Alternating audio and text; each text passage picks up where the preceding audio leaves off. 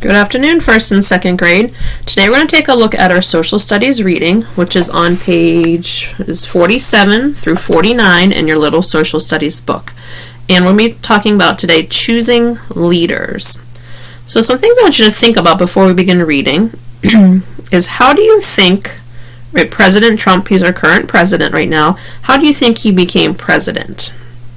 Were you able to choose the president? Right? You were not. Do you know why? Right? Because you are too young, not old enough to vote. Who do you think can choose the president?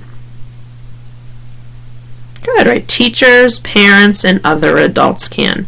So in today's lesson, we're going to be learning about choosing government leaders. So let's take a look here at our first page, page 47. It's called Choosing Leaders. So go ahead and follow along with me as I read it aloud here.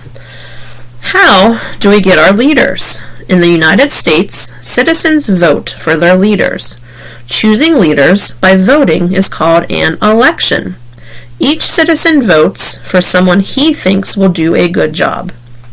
Voting is a right of American citizens. People can vote at age 18. Citizens who vote wisely find out all they can about those who want to be leaders. They learn about each leader's beliefs and goals. They listen to speeches. They read articles. They try to make the best choices they can. All right, I know all of us are familiar with the current election that we had not too long ago. So let's take a look here about how we choose our leader. So the citizens who vote, let me get this in here, there we go. Right, citizens who vote, we know you have to be how old? Right, you have to be 18 years old. Okay, so before you vote for a president, these are some things you should think about, right? To be a wise citizen who votes wisely, you want to find out about the leaders. You want to learn the leaders' beliefs. You want to learn the leaders' goals. You want to listen to the reader's speeches, and you want to listen and read all about the leaders. Right? So again, these are the things that you can think about once you are old enough to vote for the person that you want to vote for.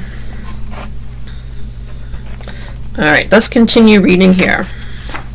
So now when we turn, let's look at page 48.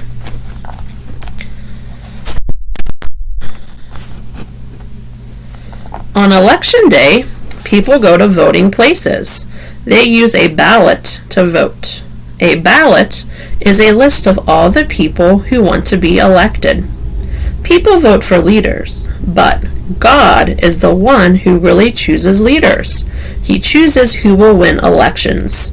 You may not agree with everything your leaders decide, but the leaders you have are the leaders God wants you to have right now. He wants you to obey your leaders. Right? And looking at the Bible here, if you want to refer back to Romans 13, verses 1 through 2. Right? It tells us that God is the one who chooses leaders. He wants us to obey them. Alright. So I want you to think about here, how do citizens of the United States choose their leaders? That is a question that you will need to answer on Jupiter, and go ahead and turn that in to me.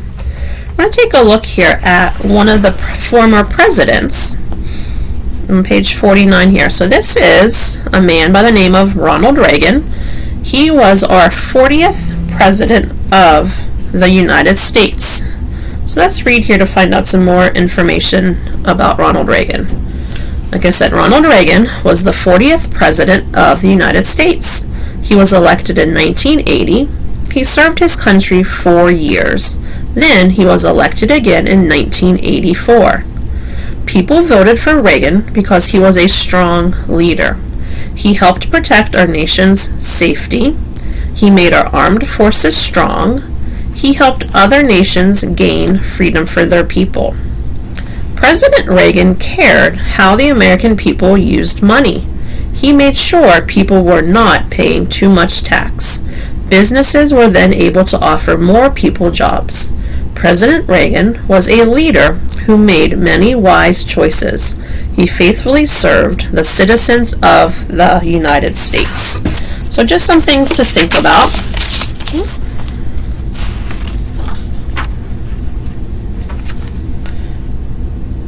And who was Ronald Reagan? Right, he was the 40th president. And do you believe, based on what we read, Ronald Reagan, was he a good president or not? Just some things to think about, right? So in this lesson, we talked about some of our vocabulary words. We have the word ballot, and a ballot is a list of all the people who want to be elected.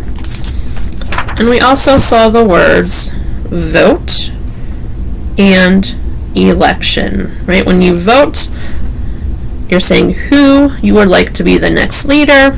In that election, the whole process is called the election. Okay, thanks, 1st and 2nd grade.